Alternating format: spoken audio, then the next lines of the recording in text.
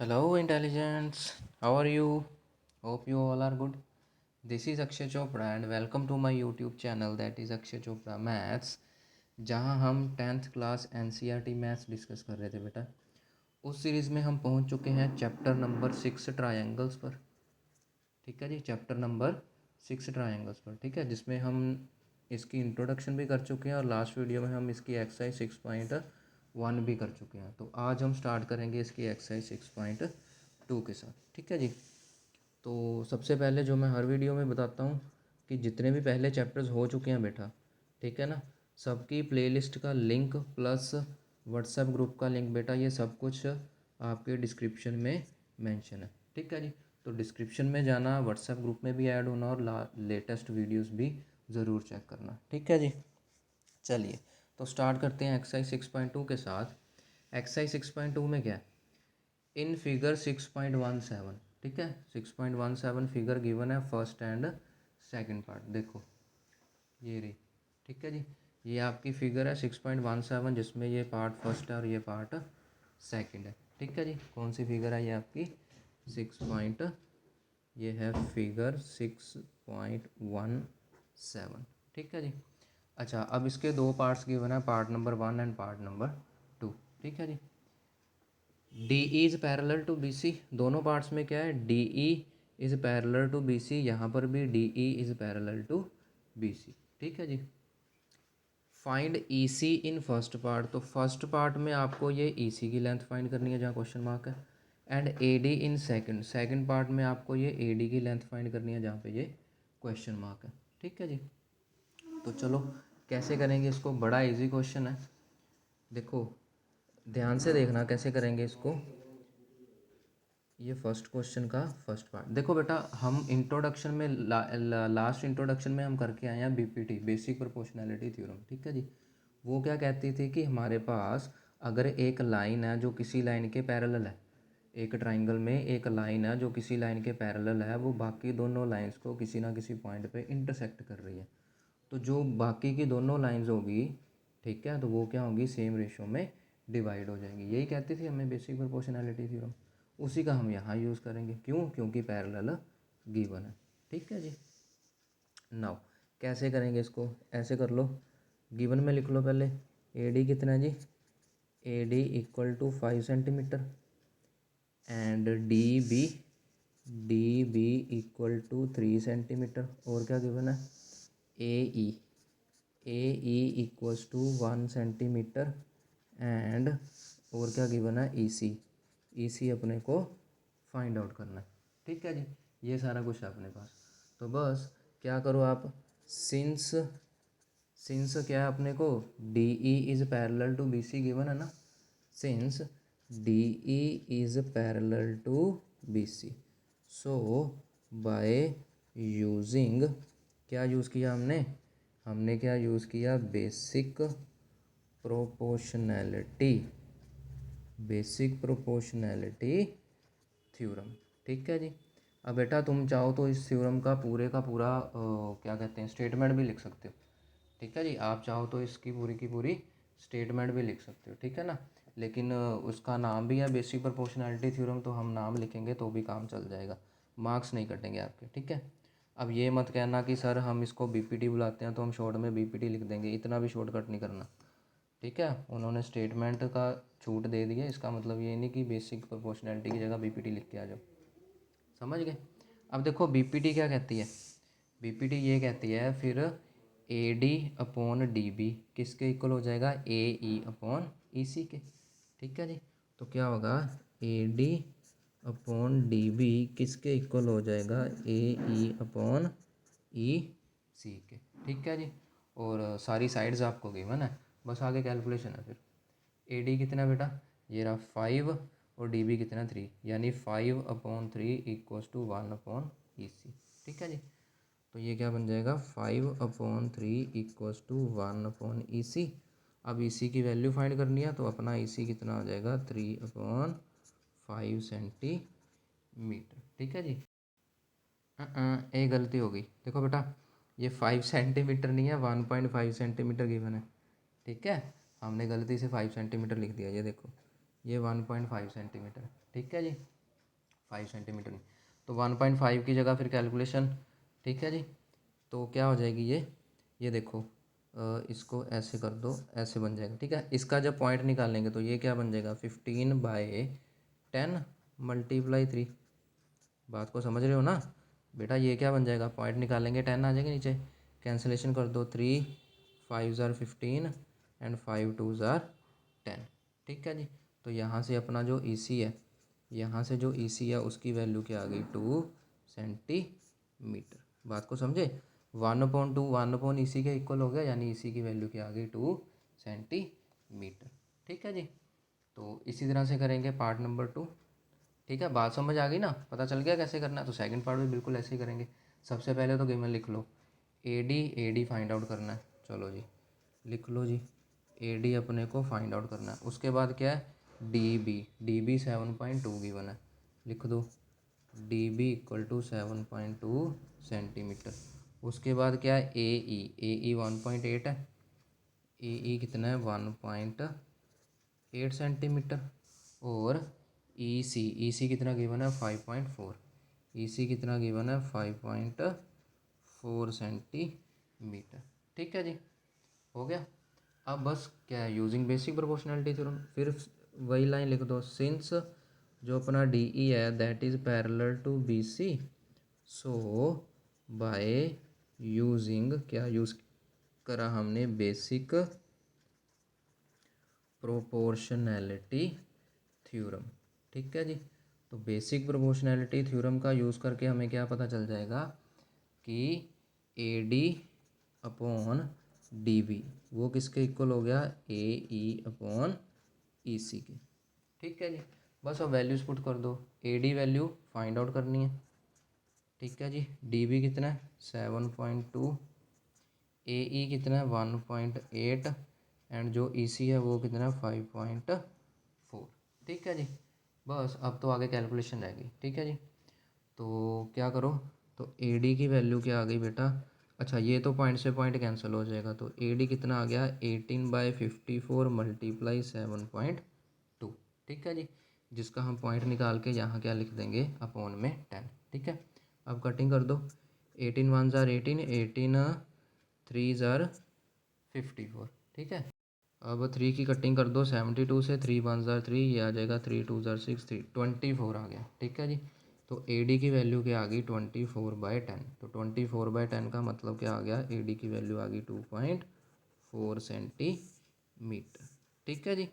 ऐसे छोटे छोटे क्वेश्चन आपको पूछ लेते हैं, MCQ में भी आ जाते हैं, ठीक है ना, MCQ में भी आ जाते हैं।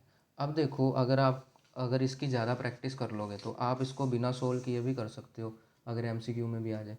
ये देखो ज़रा ध्यान से, बेसिक प्रोपोर्शनैलिटी थ्योरम क्या कहती है कि बेटा इनकी रेशो सेम होती है ना।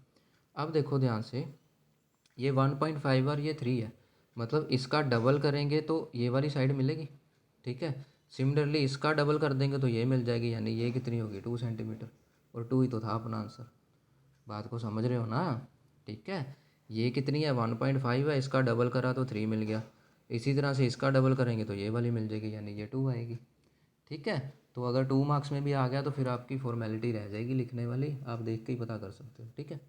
उसी तरह से ये देख लो, 1.8 है, ये 5.4 है, ठीक है। 1.8 का 3 टाइम्स करा तो 5.4 आ जाएगा, यानी कि 5.4 को डिवाइड बाई 3 करेंगे तो 1.8 आ गया। इसी तरह से 7.2 को डिवाइड बाई 3 करा, यानी कि 2.4 इसका आंसर होगा, ठीक है। तो ऐसे ज़रा जब आपको प्रैक्टिस हो जाएगी ना, तो ऐसे ही जिसको बोलते हैं ना, देख के ही हो जाएंगे क्वेश्चन, ठीक है जी। चलिए अब बढ़ते हैं क्वेश्चन नंबर सेकंड की तरफ। क्वेश्चन नंबर सेकंड क्या कहता है हमें, ये रहा question number second. Question number second में आया कि E and F are the 2 points, E और F क्या हैं, 2 पॉइंट्स हैं। देखो सेकंड क्वेश्चन क्या कहता है कि E and F are the points on the sides PQ and PR respectively of a triangle PQR।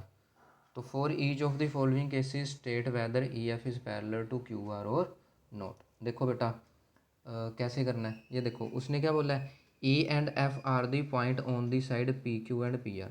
मतलब आप कोई भी एक ट्राइंगल ले लो, PQR ये लो, ठीक है, छोटी सी ट्राइंगल बना दी मैंने।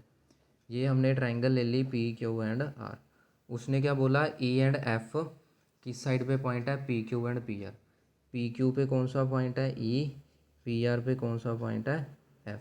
ठीक है, हमने ये बताना है कि E F is parallel to Q R है या नहीं। ठीक है जी, ई एफ क्यू आर के पैरेलल, ये रहा ई एफ जो है वो क्यू आर के पैरेलल है या नहीं।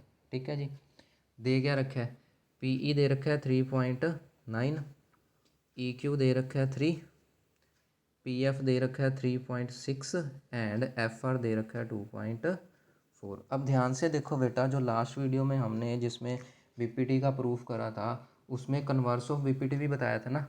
बेसिक प्रोपोर्शनैलिटी क्या कहती है कि अगर ये दोनों लाइनें पैरेलल हैं तो इनकी रेशो सेम होती है। उसका कन्वर्स यानी उल्टा क्या कहता है कि अगर इनकी रेशो सेम आ गई इट मीन्स ये दोनों लाइन क्या होंगी, पैरेलल होंगी। और वही उसने पूछा है कि ये दो लाइंस पैरेलल हैं या नहीं, यानी कि ये कन्वर्स का क्वेश्चन है। जो पिछला क्वेश्चन था वो बीपीटी का था, ये वाला जो क्वेश्चन है वो कन्वर्स ऑफ बीपीटी का। बात को समझ गए? ठीक है जी, चलो मतलब हमने रेशो ही देखनी है। ठीक है जी, पहले क्या करो तुम, ये रेशो निकालो P E upon E Q. ये रेशो फाइंड करो P E upon E Q. P E की वैल्यू क्या है 3.9, ई क्यू की वैल्यू क्या है 3। इसकी कर देंगे कटिंग तो ये बन जाएगा 1.3। ठीक है जी, उसी तरह से P F upon F R करो, P F upon F R करेंगे अगर। ठीक है जी, पी एफ है 3.6, एफ आर कितना है 2.4। ठीक है जी, तो 2 के टेबल पे कटिंग कर दो, ये बन जाएगा 12, ये बन जाएगा 18। फिर 2 के टेबल पे कटिंग कर दो, ये बन जाएगा 6, ये बन जाएगा 3। समझ गए? और इसकी कटिंग कर देंगे, ये कितना बन जाएगा 1 एंड 2। इसका कितना आंसर आ गया 1/2 यानी कि 0.5। बात को समझे ना कैसे कटिंग करी है? क्या करा, पहले 2 के टेबल पे कटिंग कर दी, फिर 2 के टेबल में, फिर 3 के टेबल में। तो P E upon E Q कितना आ गया 1.3, P F upon F are कितना आ गया 0.5। दोनों रेशो सेम नहीं आई, इसका मतलब ये लाइंस भी पैरेलल नहीं बनेंगी। ठीक है जी, तो अब क्या करेंगे, सिंस रेशोज़, कौन सी ratios, P E upon E Q is not equal to P F upon F R, ये दोनों इक्वल नहीं है। सो हम क्या करेंगे फिर, so by converse of basic proportionality theorem. ठीक है जी, तो बेसिक प्रोपोर्शनैलिटी थ्योरम का जो कन्वर्स है उससे हमें क्या पता चल गया फिर, जो अपनी ई एफ है इज़ नॉट पैरेलल टू, जो ई एफ है वो किसके पैरेलल नहीं है, क्यू आर के।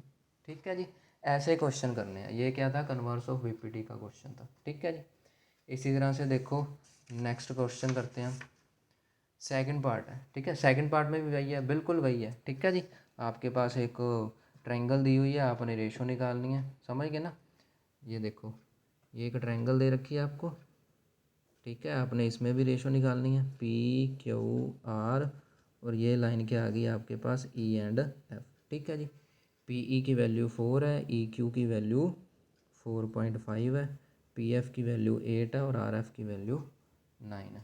ठीक है ना, आप ये ट्रायंगल ना भी बनाओगे तो भी चलेगा, ये आपकी कन्वीनियंस के लिए है, इन केस आप कंफ्यूज हो जाओ कि P E upon R F करना है, P E upon P F करना है, क्या करना है।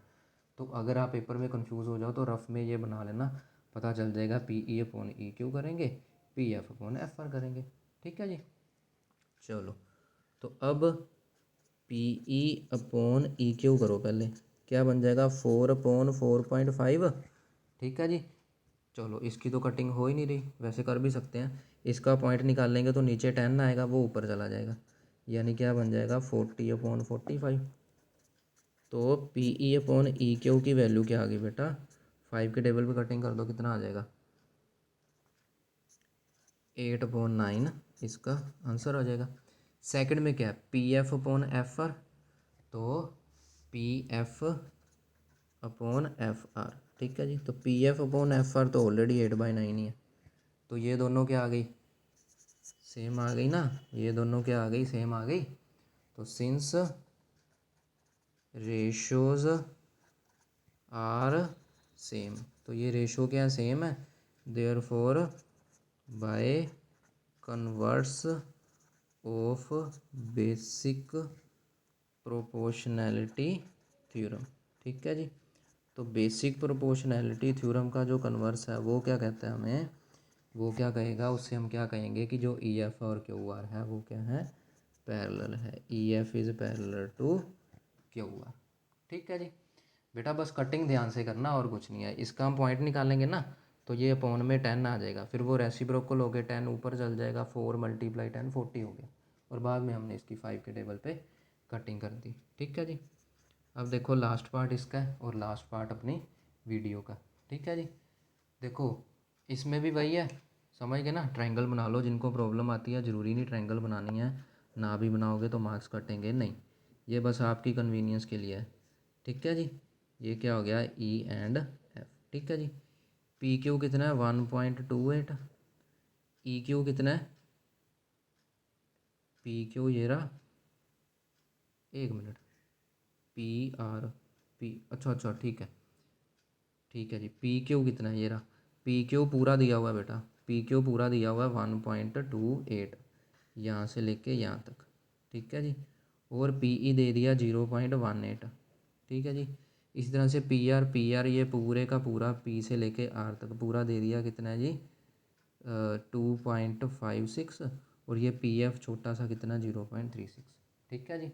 अब देखो बेटा, इसमें एक बात और याद करो, मैंने तुमको बताई थी जब इंट्रोडक्शन करी थी, क्या बताया था कि इतना पोर्शन सेम होता है P E upon E Q, लेकिन P E upon P Q पूरा वो भी ले सकते हैं। ठीक है, अगर इंट्रोडक्शन देखी है तो पता होगा तुम लोगों को, इसलिए बार बार कहता हूँ इंट्रोडक्शन मस्ट है। ठीक है। इसी तरह से P F upon F R, ठीक है जी, लेकिन हम P F upon P are पूरा भी ले सकते हैं। ठीक है जी। अब यहाँ पे ऐसे साइड्स गिवन है तो हम फिर ऐसे लेंगे इनको। ठीक है। तो P E upon P Q पूरा, सोल्व करो इसको, P E upon P Q, P E कितना है 0.18, पी क्यू कितना है 1.28, ये पॉइंट पॉइंट कट जाएगा, 18/128 आ गया। इसकी कटिंग कर दो, कौन से टेबल पे करोगे, 2 के टेबल पे कर देते हैं, 9, और ये बन जाएगा 64। 9 और 64 की तो कटिंग होती नहीं, 9/64 आ गया।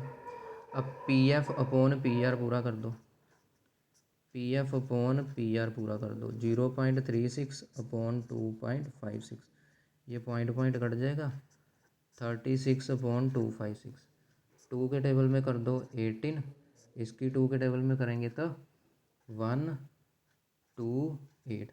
ठीक है। इसकी 3 के टेबल 9 आ गया, 64, 2 के टेबल में कटिंग करी तो दोनों आ गए ना सेम, 9/64 है 9/64।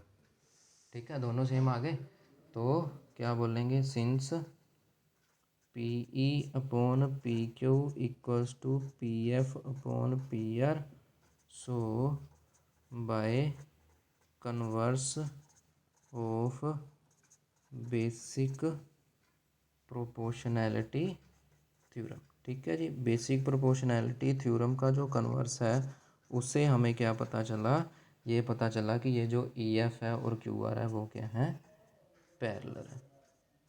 ठीक है जी। ई एफ और क्यू आर जो है वो पैरेलल है। ठीक है जी। बस कटिंग करना सीख लो, बाकी आगे कुछ नहीं है इसमें। ठीक है जी।